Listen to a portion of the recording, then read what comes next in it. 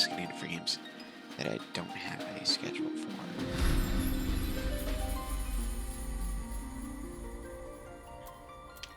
Alright, so it's Cofee. It's a Final Fantasy.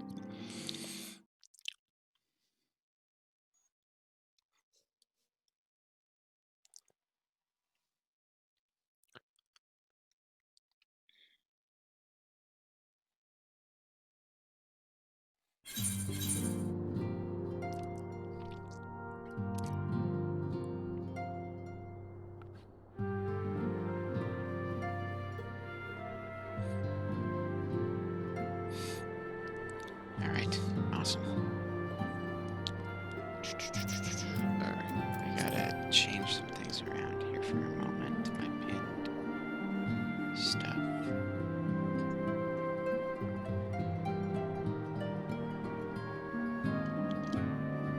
Oh, no, that's fine. Okay.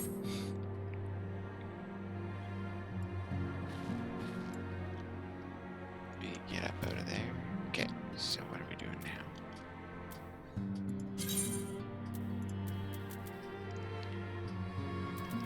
Speak with Hilbert at Camp Blue Frog.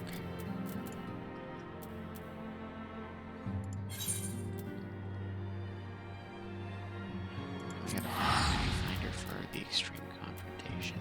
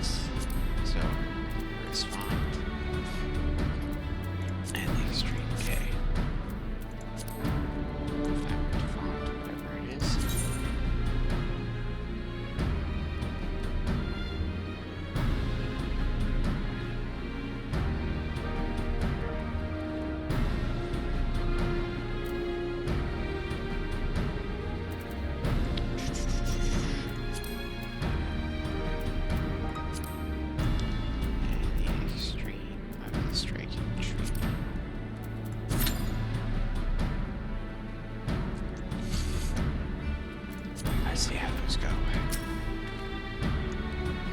Thank you for coming, Scion. I suppose soldiers really say that. Walks through the camp. No, should not break through.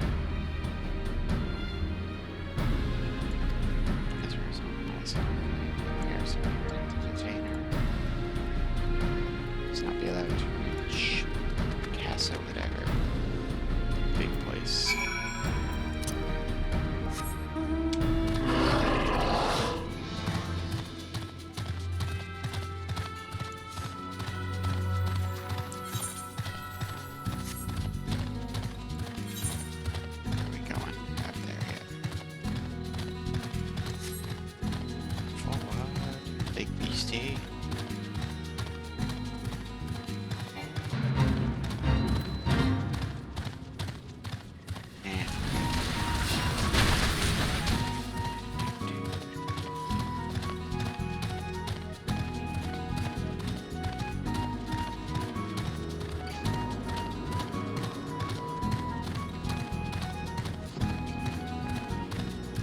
Cofee.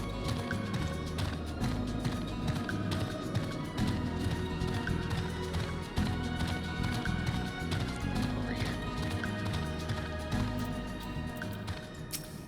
So that's right. Commence battle for duty calls. Proceed.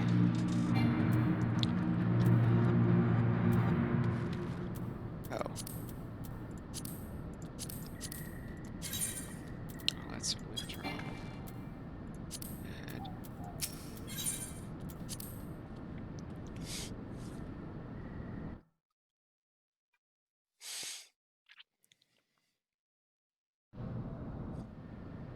What has happened? Folks, stop. I gotta read this. Not even when he started screaming, was it? Be with me, Scion. We almost have her.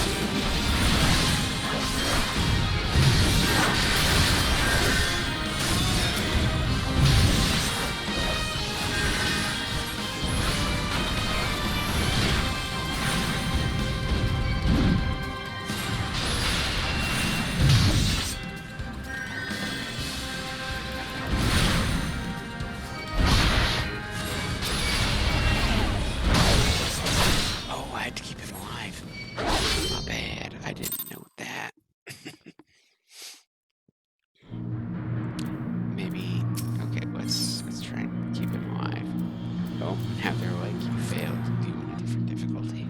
No.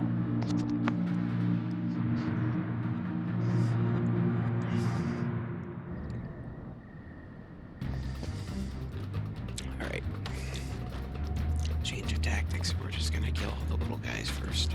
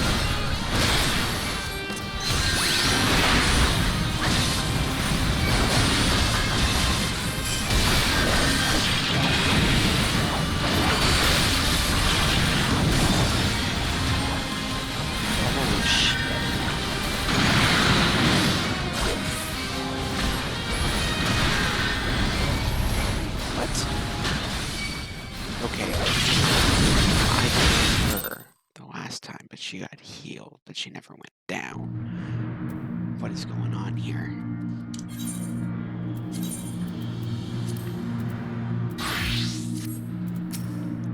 Like, what is going on here? This is odd.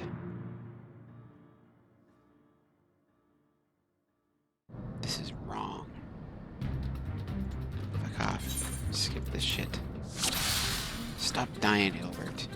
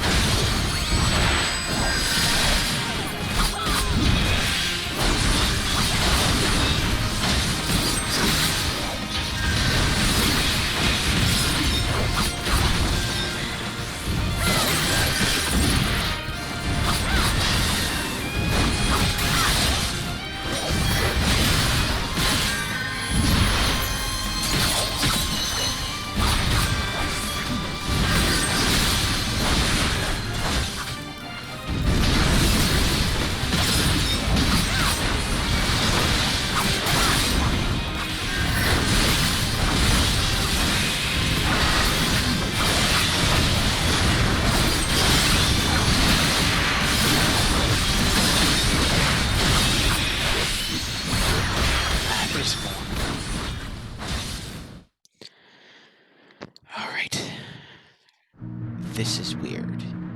How are you expected as a single person to do this with no reinforcements whatsoever? Yet they have like 6 waves of fucking people.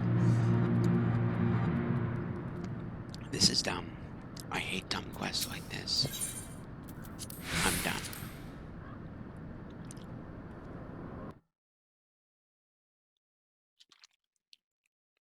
Shit like this makes me upset. This is a main story quest. That is stupid.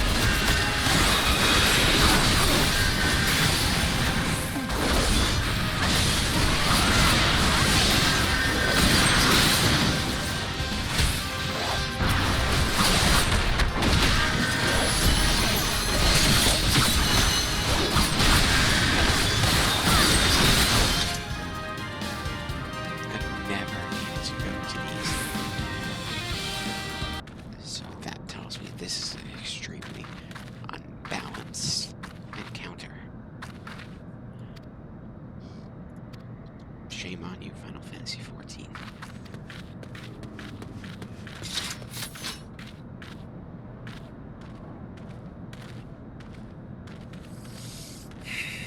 God damn it. It feels cheap to go to easy mode.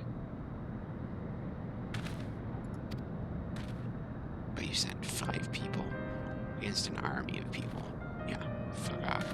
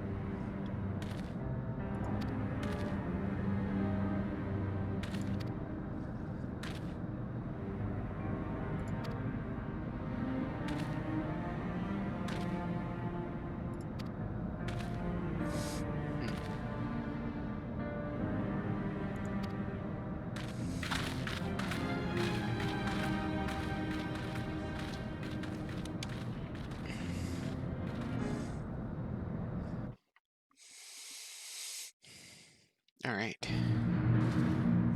Back to my black mage self.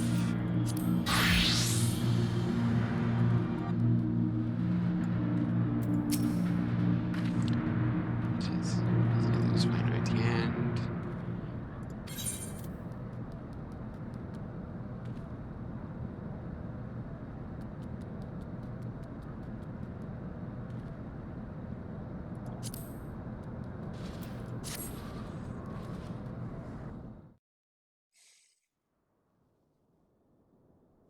I have heard. Truly bothersome business. One moment, folks.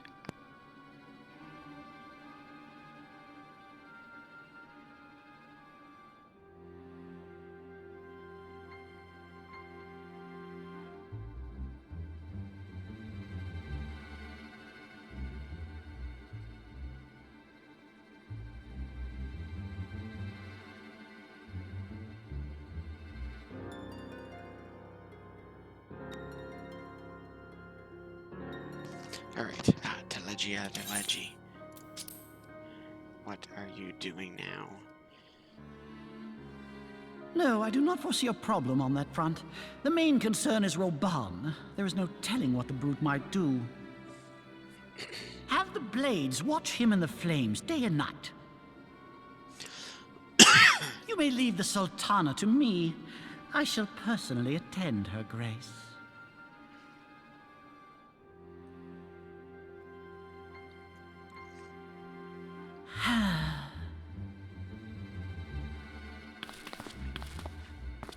Sever one of the East Aldenard trade routes. That ought to keep Lolorito occupied for a while.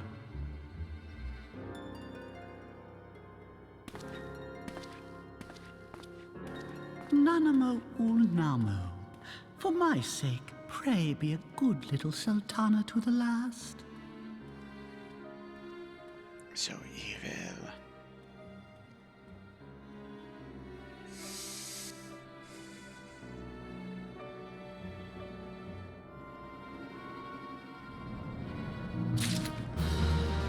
Quest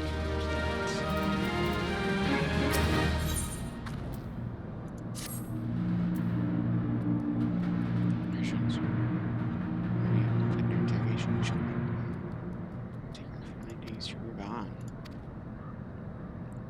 Return to the Rising Stars and praise in Philia of all that has happened.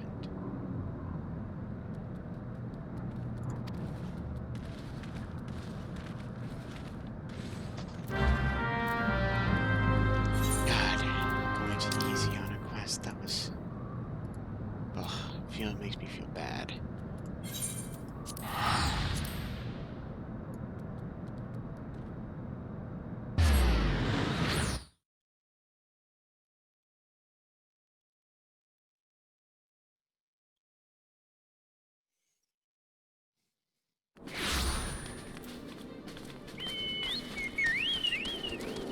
Okay, we're gonna go sit on this bench for a moment, and then I am gonna take a second, folks, to go get some lunch.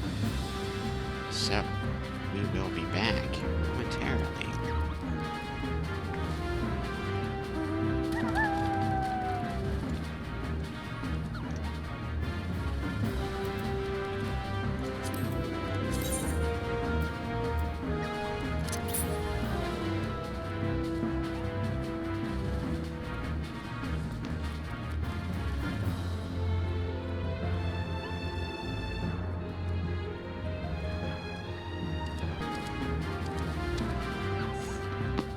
Alright, folks, we are back.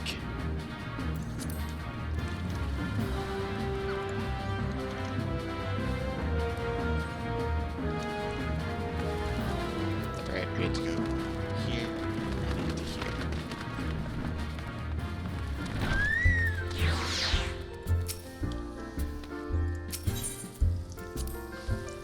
Back into the Rising Stones.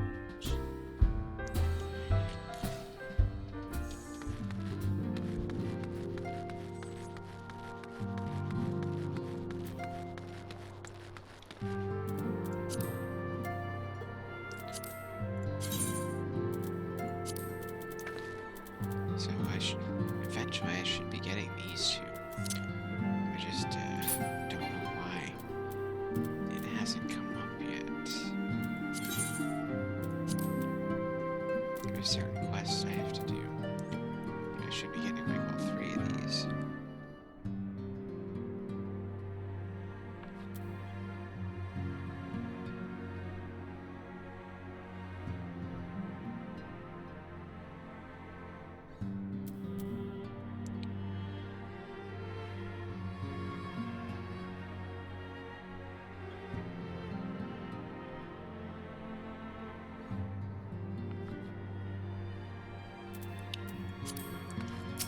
Okay.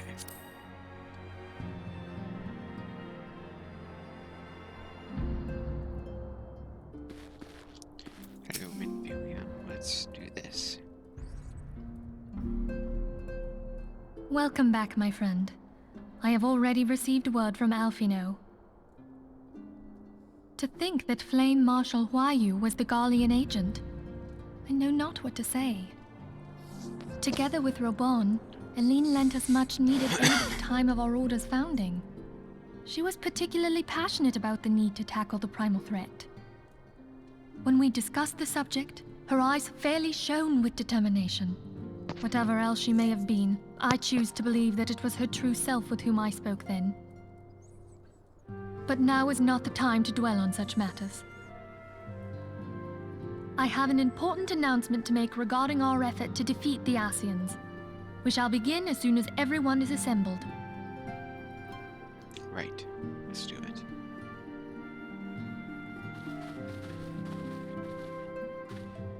My thanks for coming, friends. Moonbreeder, the floor is yours.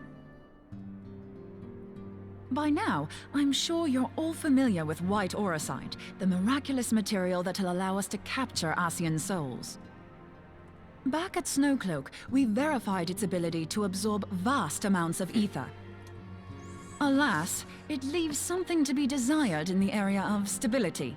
The stone can only store ether for a short while before expelling its contents. In addition to auracite's inherent limitations, we must needs be wary of our enemy's strength. Our foe draweth upon an infinite wellspring of power. Even should we succeed in entrapping him, the stone will not long contain his wrath. Meaning that, if we want to kill the swine, we'll have to be quick about it. 'Tis our belief that an Ascian soul may be permanently undone, if smitten by a sufficiently concentrated burst of pure ether. The only trouble is, we can't say for sure how concentrated the burst needs to be. Without knowing how much ether an Ascian soul is composed of, we're basically guessing. Our sole clue lieth in thy struggle with La Habrea. During that encounter, Heidelin bid you forge what she called a Blade of Light, a weapon which took the form of a luminous stream of energy. Based on your description, we believe the blade with which you vanquished your foe was composed of ether. Admittedly, your victory proved ephemeral, as La Habrea was able to use a crystal of darkness to flee into the space that lies between our world and the void. The fact remains, however, that Heidelin placed the means to destroy the Ascians in your hands. Be that as it may, it would be unwise to assume that she will do the same when we next encounter such a foe. Quite so, my lady. We must needs find the means to forge our own blade of ether, one to equal that which Heidelin did benevolently bestow upon her champion. That is all well and good, but it seems to me that producing such a blade will require a prodigious quantity of ether. Whence will it come, pray tell? Oh, what if we had 2 pieces of white auracite? One to trap the Ascian, and the other to store the ether for the blade. Oh, nice try. But it's as I said, the stone won't hold ether for any length of time. We'd still need to collect the stuff there and then, sorry to say. And therein lies the rub. Finding a way to create the blade whenever and wherever we choose. 'Twould seem more research is in order. I'm going to linger a while, perform a few more tests on the auracite. and I could do with some help. Urianger, why don't you lend me a hand? Mine apologies, but I am required at the Waking Sands. Lady Minfilia hath given me sole charge of the premises. 'Twould be unseemly to leave them unattended. Sole charge, you say? So you're basically alone there, then? Well, that settles it. I'll just have to come to you.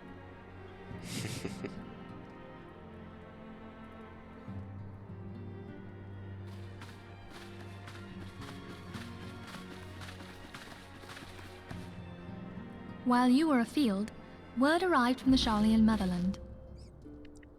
You will recall that a survey party was dispatched to investigate the incident at the Isle of Val.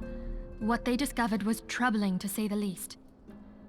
According to the report, the Isle has been erased from existence. 'Twas as if a hole had been torn in the very fabric of reality. Damn. Aye, yet the mystery endeth not with the Isle's disappearance. It hath come to light that a number of scholars in various other locales were reported missing at a similar juncture. What's more, they all had something in common with the head of the students of Baldessian. Every last one of them was researching a phenomenon called dimensional compression, or the rejoining as the ancient texts call it. I'll be damned if that's a coincidence. All indications suggest Ascian involvement, but I sense that a force greater still is at work. The entity the Dark Beings call the One True God. We must pray that my dear friend Kryl regains consciousness soon. If she bore witness to the Isle of Val's final moments, she may be able to shed some light on this mystery.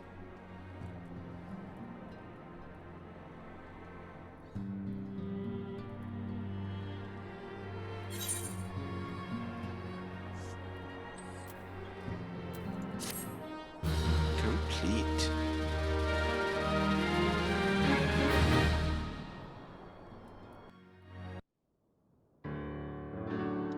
Ooh, another cutscene. This is one thing I do like about this game. There's kind of a good balance of them. Following the calamity, the forces of the 14th Imperial Legion entrenched themselves in strategic locations across Eorzea. So swiftly did they accomplish this, it was suspected that they had received help. To think that it came from Huayu, my right hand. There is more. We have reason to believe that Huayu didn't deal exclusively with the 14th. She also answered to a higher authority in Garlemald. But this higher authority could not have been the Emperor.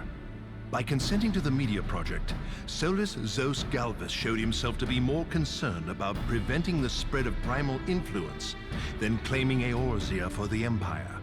He would happily have seen the lot reduced to ash. We believe a number of high-ranking figures within the royal household were against the decision, but that they knew better than to oppose the Emperor openly. Of course, this didn't prevent them from making clandestine provisions, in which Huayu played a part. Alas, these provisions did not prevent Dalamud from falling, and the ensuing chaos changed the face of the realm forever. Yet Eorzea survived.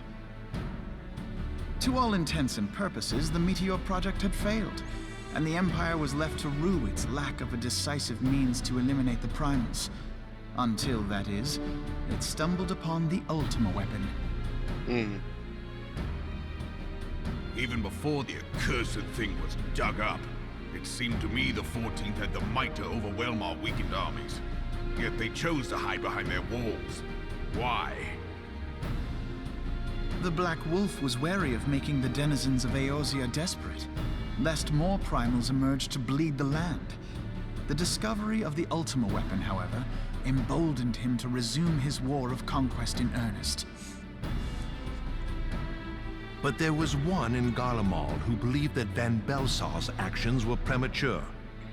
One who stood higher in the Imperial Army's chain of command. He ordered the Legatus to halt his advance, only to find that the Black Wolf had slipped its leash, and that the 14th now acted alone. In a bid to bring Van Belsar to heel, he used the agent he had planted in Ul'dah prior to the Calamity to undermine the Legion's efforts. A man who outranks Van Belsar, yet opposed the late Emperor's decision to annihilate Eorzea. This could only be the former High Legatus of the Garlean army, now known as Emperor Vorissos Galvus. So he was Huayu's true master. But one of several in actual fact. We've learned that even as Huayu served the Empire's interests, she sold Imperial secrets to a certain faction in Eorzea. In so doing, she helped to maintain the status quo, thus prolonging the conflict. Considering who stands to profit from war, it isn't hard to imagine who her other masters were. 7 hells! You mean to say that she was a double agent? Triple, if you consider her services to Van Belsar and the new Emperor as separate. As neatly as these pieces seem to fit, one aspect of the puzzle remains unclear to me. By whose will was the Marshal feeding intelligence to the heretics? And try as I might, I fail to see how aiding their cause would profit either her Imperial or monetarist masters. Could it be that another hand is at work here? If so, Huayu must be made to reveal whose it is.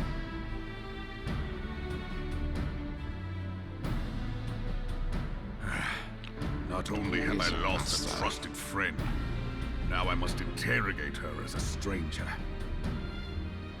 Not a pleasant task, I grant you, but a necessary one. Unless we weed out the ivy, root, stalk, and stem, it will simply grow back.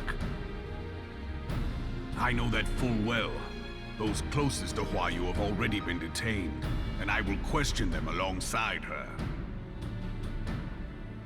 General, pray keep in mind that there may be unwitting abettors among them. All will be treated fairly. On that you have my word. Those who are innocent have no cause to fear. You have ever been a friend of truth, General. I hope the unpleasant task of weeding out falsehood will not detain you too long. Though it be for the sake of Eorzea, doubting one's comrades is poison to the soul. And with that, I take my leave.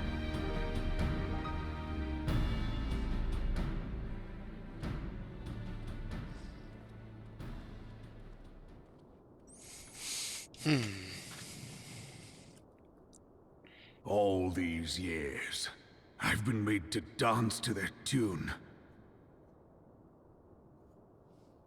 How could you, Huayu? How could you side with them? Those cankers who take from this land and give naught in return, who use their power to disempower and grow fat while the people starve. Oh, he is angry. I know you can hear me, monetarist scum! Your crimes will not go unpunished! One day I will purge this land of your sickness! Before the eyes of the 12, I swear it!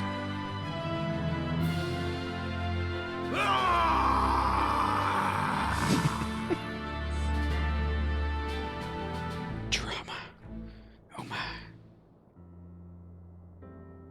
Oh, we're in the Sultana's room.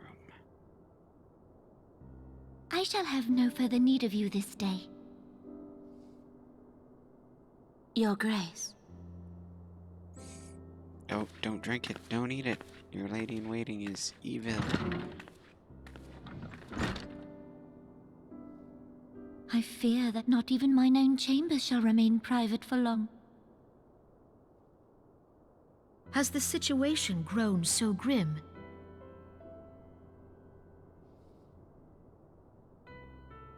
Ever since he proposed the Cartiner Reclamation Bill, Teleji Adeleji has risen to greater prominence upon the backs of impoverished refugees.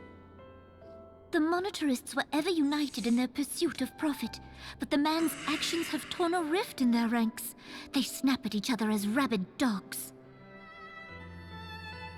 Yet now is not the time to be bickering among ourselves.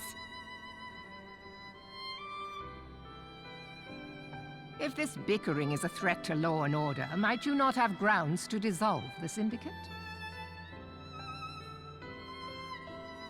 Would that the solution were so simple, Admiral. Alas, my moving to dissolve the Syndicate is certain to spark outrage among the influential merchant class, whom the Cabal represents. This would serve to exacerbate the current unrest, and peace would slip still further away. Be they rich or poor, natives or refugees, all who reside in Ul'dah have a right to pursue happiness. It is the duty of a ruler to protect this right. If I am to perform my duty, I must needs tread warily. It would not do to make enemies heedlessly. Were Lord Lolorito here, he would doubtless say that I have my head in the clouds. A ruler is required to take a wide view. Try as we might to cater to all needs, some will inevitably be overlooked. As such, there shall ever be citizens who feel aggrieved. It cannot be helped. But as you have informed us, the monetarists take no view but their own. They hunger for power while the masses starve. In the absence of a common cause, it seems beyond any one individual to make Ul'dah whole. And the presence of a Garlean agent within the Immortal Flames only makes matters worse. Even accounting for Ul'dah's historic reliance upon mercenaries, such a grievous breach of security is unprecedented. I fear this business will provide the monetarists with a rod to beat Rauban.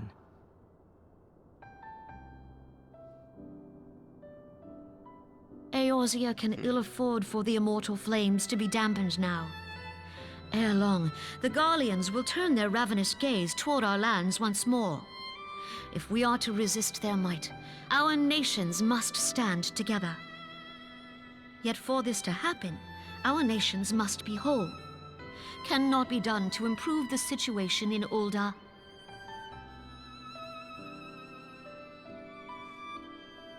The true wealth of Ul'dah lies in the health, happiness, and hopes of her citizens. Alas, the citizens shall never know these things, so long as their lives are ruled by the ambitions of the few.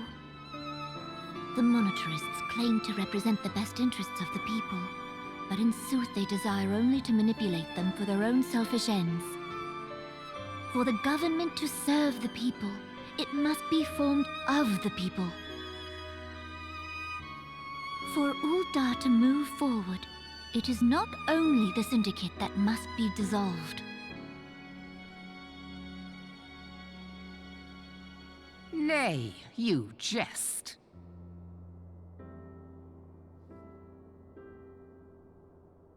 My friends, it was for no other reason than to make known to you mine intent that I requested your presence here. When I make my declaration to the people, chaos shall inevitably ensue. As the last monarch in the line of Ul, I make unto you this request. Help Rauban to preserve order and protect the people. Forsake them, and you forsake yourselves. For a strong Eorzea will ever have need of a strong Ul'dah. A sultan position for a different form of government. Your Grace, are you certain of this? There is no other way. When the time is ripe, the nation shall become a true republic. Both royalists and monetarists shall cease to be. Ul'dah will no longer belong to kings or queens or merchant princes, but to her people.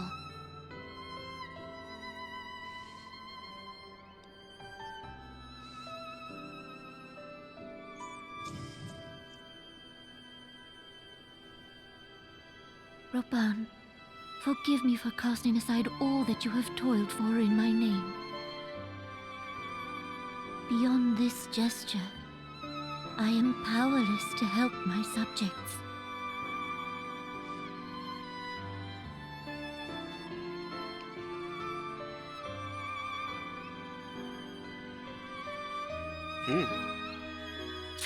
Interesting in-game developments. Alright, folks, that's gonna be it for the time being. Till next time, when we have some more, again, the next stream should actually be, is today Tuesday? I have a feeling today is Tuesday, which, yes, actually means tonight there is going to be a stream of Valorant, so look for that. Tonight, 7:30 p.m. Mountain Time. Have a great day, folks, and we'll see you tonight.